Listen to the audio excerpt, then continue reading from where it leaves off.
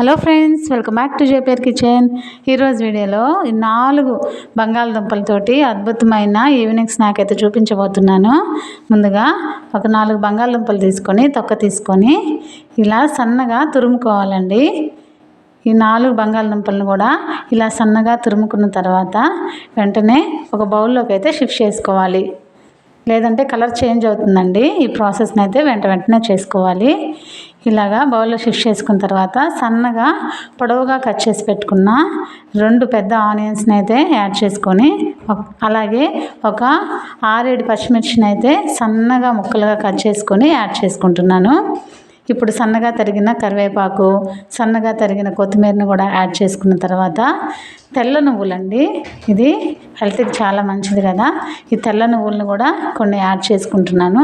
అలాగే కొంచెం వామును కూడా యాడ్ చేసుకుంటున్నాను. దీంట్లో శనగపిండిని యూజ్ చేస్తామండి. డైజెషన్కి ఇబ్బంది లేకుండా కొంచెం వామును అయితే యాడ్ చేసుకున్నాను. ఇప్పుడు ఈ మిశ్రమంలోనికి మనకి ఎంత క్వాంటిటీ అయితే కావాలో అంత శనగపిండిని అయితే యాడ్ చేసుకొని అస్సలు వాటర్ యూజ్ చేయకూడదండి. అస్సలు వాటర్ యూజ్ చేయకుండా ఈ శనగపిండితోనే కలుపుకోవాలి. ఇలాగా మీ క్వాంటిటీ, మీరు తీసుకున్న ఆనియన్స్ క్వాంటిటీకి, పొటాటోస్ క్వాంటిటీకి ఎంతైతే శనగపిండి పడుతుందో చూసుకొని అడ్జస్ట్ చేసుకుంటూ గట్టిగా కలుపుకోవాలి. ఇప్పుడు టేస్ట్కి తగినట్లుగా కొంచెం సాల్ట్ కూడా యాడ్ చేసుకొని ఈ మిశ్రమాన్ని బాగా ఒత్తుకుంటూ కలుపుకోవాలి. మనకి పొటాటోలో ఉన్న వాటర్ తోటి, ఆనియన్లో ఉన్న వాటర్ తోటి అయితే ఈ పిండి అంతా బాగా కలిసిపోతుంది. ఇప్పుడు సాల్ట్ని అయితే అడ్జస్ట్ చేసుకున్నాము. ఉప్పు కారం అయితే మెయిన్ ఇంగ్రీడియంట్స్ అండి. వీటిల్లో ఉప్పు కారం కరెక్ట్గా ఉండేటట్లు చూసుకోండి. సరిపోకపోతే యాడ్ చేసుకోండి.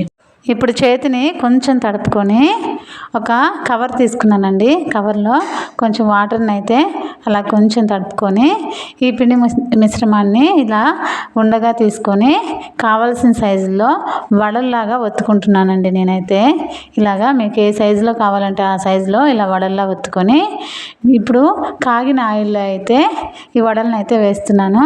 మరి ఓవర్ హీట్ అవ్వకూడదండి. ఆయిల్ మీడియం ఫ్లేమ్లో పెట్టుకొని మాత్రమే ఆయిల్ని అయితే హీట్ చేసుకోవాలి. లేదంటే పైన మాడిపోతుంది, లోపల ఉడకదండి. ఇలాగా ఇదే ప్యాటర్న్లో పిండిని తీసుకొని ఇంకో వడను కూడా ఒత్తుకొని ఆయిల్లో అయితే వేసుకొని మీడియం ఫ్లేమ్లో పెట్టి మాత్రమే వీటిని అయితే డీప్ ఫ్రై చేసుకోవాలి. చక్కగా లోపల కూడా చక్కగా ఈవెన్గా ఉడుకుతుందండి. ఇంతే అండి. ఈ కలర్ వచ్చిన తర్వాత ఈ వడలను అయితే తీసేసుకోవచ్చు. వేసిన వెంటనే కలుపుకోకుండా ఇలా స్లోగా నిదానంగా కలుపుకుంటూ ఇలా గోల్డెన్ కలర్ వచ్చిన తర్వాత వీటిని అయితే తీసేసుకోవాలి. ఇంతే. మరొకసారి కూడా ఈ యొక్క వడలను అయితే వేసి చూపిస్తున్నాను చూడండి.